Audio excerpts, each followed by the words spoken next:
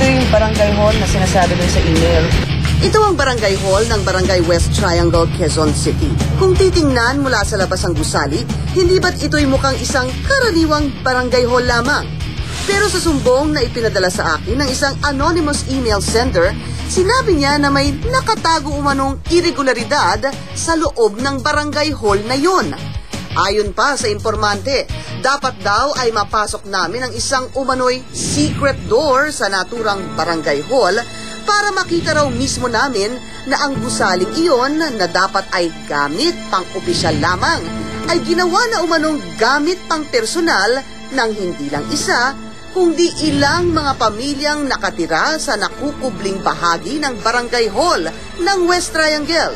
Bagamat nagtago ng kanyang katauhan ang nagsusumbong na email sender, ay tinulungan naman niya kaming makahanap ng isang insider na siyang papasok sa secret door at magsisilbing mata ng XXX sa loob. Siyempre pa, nang kargado na ng XXX spy camera ang aming insider, pinalarga ko na siya para hanapin ang secret door na tinutukoy ng nagsumbong na email sender. Nakuna ng aming asset sa labas nang malampasan ng aming insider ang mga barangay patrol na nakaparada sa labas ng target area. Dire-diretso nang pumasok ang aming asset sa loob ng barangay hall ng West Triangle. Paglingon sa isang sulok, may pinto siyang namataan. Baka ito na ang tinutukoy na secret door.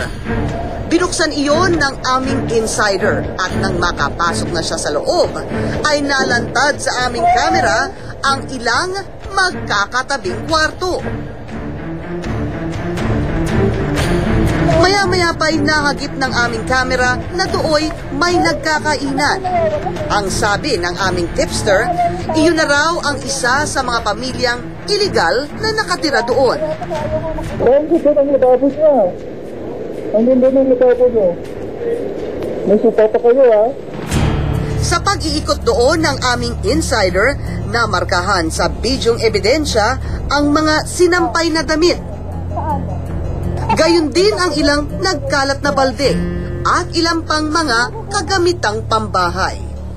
Hindi maipagkakaila na mistulang bahay na nga at hindi lang karaniwang opisina o tanggapan ang barangay hall na ito.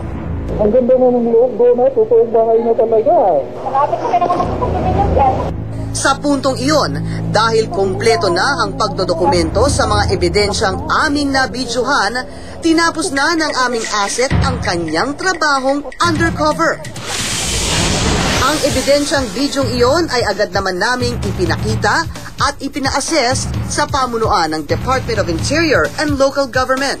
Talagang illegal ho yun dahil unang-una nagbabiolate yun sa administrative code natin at saka sa anti-graft code natin. Dahil ang ginagamit doon yun dyan, yung espasyo, electricity, yung tubig, and the other thing is, saan napupunta yung pera? Yung ba'y may resibo? Yung ba'y ginagamit ng barangay? Pero hindi lang ang irregularidad na iyon na aming natuklasan ang kinumpirma ni Yusek Soliman sa XXX. Well, you will be shocked that a lot of barangays in Metro Manila are violating this. Big barangays like Pinyahan, Manila, yung mga ganun po. Gustong mag-save siguro sa sa kanilang renta, sa kanilang kuryente, sa tubig. Dahil ang depensa nila dyan, yun daw pagiging barangay official is a 24-hour job. So they have to bring back the entire family, they have to bring in. Pero ano pa man daw ang mga kadahilanang maaring ibigay ng mga opisyal ng barangay, tiniyak ng Ginoo na may parusang katapat ang nabidyohang paglabag na iyon. Immediately, pagka merong mapatunayan, 6 months ang suspension.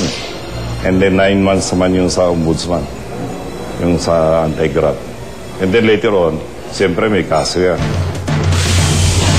Kinabukasan, kasama ang City Director at Local Government for Operation ng Quezon City, ay pinuntahan namin ang isinusumbong na barangay hall para sa isang inspeksyon.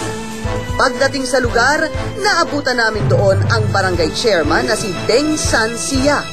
Pwede ba naming makita, kasi there was a video shown to us earlier about this place dito po sa barangay kung allegedly pinapaupahan daw po ata. Nooy kaagad umamin si chairman na libre nga niyang pinatitira sa barangay hall ang ilang pamilyang nabidyohan ng aming insider. Pero katwiran nitong mama, mga pamilya raw iyon ng kanilang mga tanod. Wala akong sinukuhaan dito.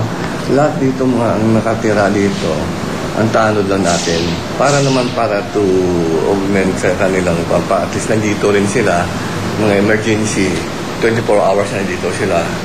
Walang rent dyan.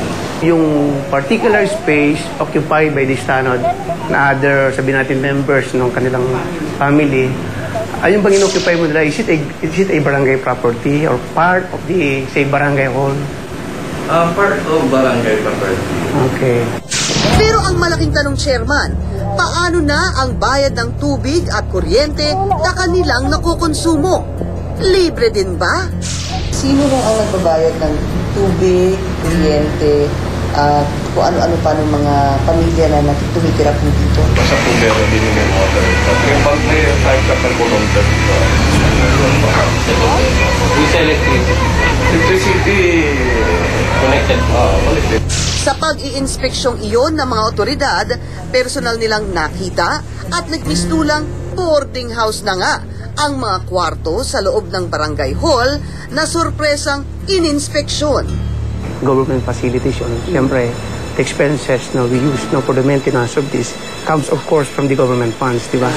And since we have people inside, for example, the vicinity of a government facility wherein they are not part and parcel or say manpower personnel ng barangay government, like nakita natin. Hanggang gaano katagal mong sila dito? Dito nalipat sila po ng last year na sila nandito. Ano po buwan? Yung Kasi mga kaka-last year lang po. mga siguro more or less mga July o August. Mga 6 na buwan na ho pala. Teka nga, kumpirmahin nga natin yan sa mismong mga tanod na nakatira dito. Kagano katagal ka na rito? As tanod dito? Mga 8 years pa pa. 8 years. Ngayon, ilang taon na nakatira kayo dito? Mag 1 year pa lang pa. Mag 1 year. Pero ilang kayong stayan dito? 3, 4? Mga 5 lang siguro. Okay, more or less, more than 3, more than 4, okay. Mag-iisang taon na raw, chairman. Sabi mo kanina, 6 na buwan pa lang. Dahil nalantad na nga ang tagong irregularidad na nangyayari sa barangay hall na ito, noong mga oras na iyon ay napilitan ng magdesisyon si chairman. I will ask them to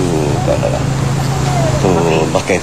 Dati nakatira sila dito sa may Dalisa Extension. Pinaalis sila. Sabi ko, sige, temporary dito muna kayo. Hindi naman inaalis ng XXX at nitong concerned citizen na siyang nagtiwala sa amin para isiwalat ang isyong ito na maging mabait at mapagkawang gawa kayo sa inyong mga tanod. Pero bawal ho talaga yan, chairman, at alam nyo naman yan.